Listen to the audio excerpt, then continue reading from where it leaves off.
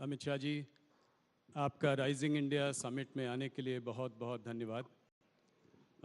मैं कुछ समय लेके ये बताना चाहता हूँ कि हम यहाँ पे क्या करना चाह रहे हैं, हम क्या करते आ रहे हैं। हम पिछले 4-5 साल से राइजिंग इंडिया समिट कर रहे हैं हर साल। इस साल की थीम थी राइजिंग इंडिया रियल हीरोज़।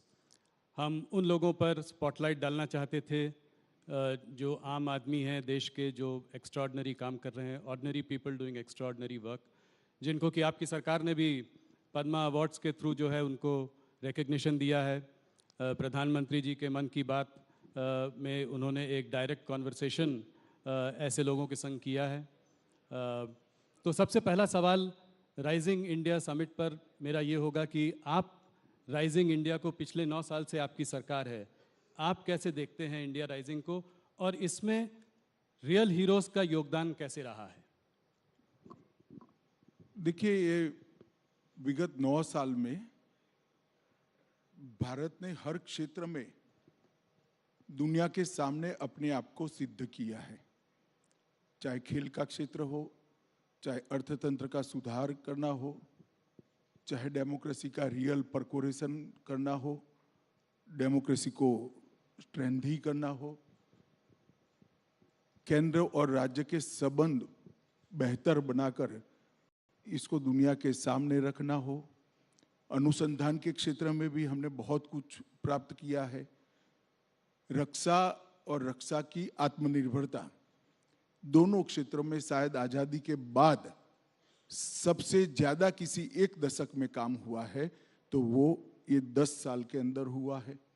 देश की आंतरिक सुरक्षा के क्षेत्र में भी कश्मीर, नॉर्थ ईस्ट और वामपंथी उग्रवाद, तीनों हॉटस्पॉट को करीब करीब एक प्रकार से इस पर संपूर्ण प्रभुत्व स्थापित कर पाए हैं। ढेर सारे क्षेत्रों में भारत ने बहुत अच्छा किया है और उसका साथ अर्थ में यश हर क्षेत्र में ग्राउंड पर परफॉर्म करने वाले सभी नागरिकों को जाता है। ये जरूर है कि ये तो पहले भी थे, परंतु व्यवस्था सुधरती है तब भी हौसले के साथ। जब रियल हीरोज आगे नहीं आते हैं तो ये परिणाम नहीं मिलता है। मुझे पूरा भरोसा है कि अब इस नींव पर मोदी जी ने जो हमारे सामने एक स्वप्न रखा है कि 2047 में जब देश की आजादी के 100 साल पूरे होंगे, तब विश्व में हर क्षेत्र के अंदर भारत नंबर 1 होगा, सर्वप्रथम होगा। इसको हम निश्चित ही सिद्ध करेंगे। बहुत धन्यवाद आपका। सवालों का सिलसिला शुरू करता हूँ। आपसे फिर कुछ महीनों बाद मुलाकात हो रही है और एक दिलचस्प समय पे मुलाकात हो रही है।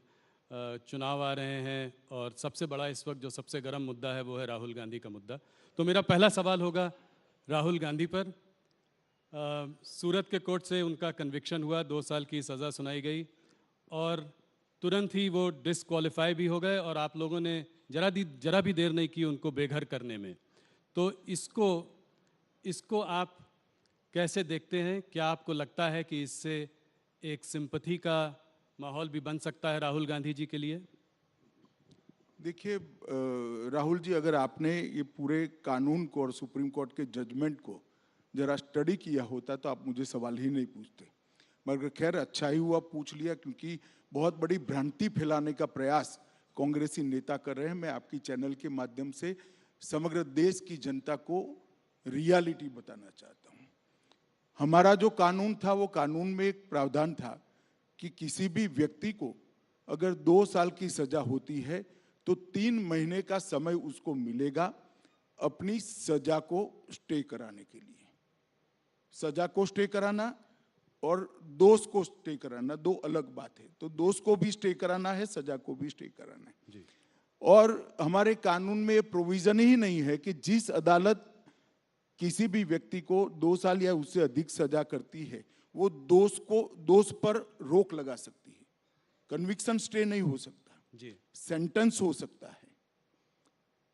अब एक lily Thomas versus union of India का जजमेंट आया है 2013 में। उस जजमेंट में सुप्रीम कोर्ट ऑफ इंडिया ने तय कर दिया कि 3 महीने आपको नहीं मिलेंगे, क्यों देना है? चुने हुए प्रतिनिधि कोई विशेष प्रायोरिटी क्यों एंजॉय करे? जिस क्षण से आपको सजा होती है उसी क्षण से आपकी सदस्यता रद्द हो जानी चाहिए। ये सुप्रीम कोर्ट का वर्डिक्ट है, 2013 का है, जब राहुल जी की माता जी के नेतृत्व में यूपीए चलता था। हम तो दूर दूर तक नहीं थे। अब ये जजमेंट आने के बाद हम तो आज भी सुधारना नहीं चाहते जजमेंट को, मगर कांग्रेस सरकार सुधारना चाहती थी क्योंकि वो लालू जी को बचाना चाहती थी। एक ऑर्डिनेंस लेके आए मनमोहन सिंह जी और इसको नॉनसेंस कर श्रीमान राहुल गांधी ने पूरे देश के सामने अपने ही सरकार के ऑर्डिनेंस को फाड़ दिया। अब उनके फाड़ने के बाद किसकी मजाल थी कांग्रेस सरकार में कि इस ऑर्डिनेंस को कानून में बदले, विड्रॉ कर लिया गया जी। आज अगर वो कानून होता तो वो शायद बच जाते, इतनी हाई तौबा नहीं करनी पड़ती। और दूसरी बात, उन्होंने अब तक अपने दोष पर रोक लगाने के लिए, कन्विक्शन पर स्टे लेने के लिए अपील भी नहीं की है। ये किस प्रकार की एरोगेंसी है? आपको फेवर चाहिए, आप मेंबर पार्लियामेंट बने रहना चाहते हो और अदालत के सामने भी नहीं जाओगे? ये किस प्रकार की एरोगेंसी है? कहां से जनरेट होती है ये एरोगेंसी? कहां से जनरेट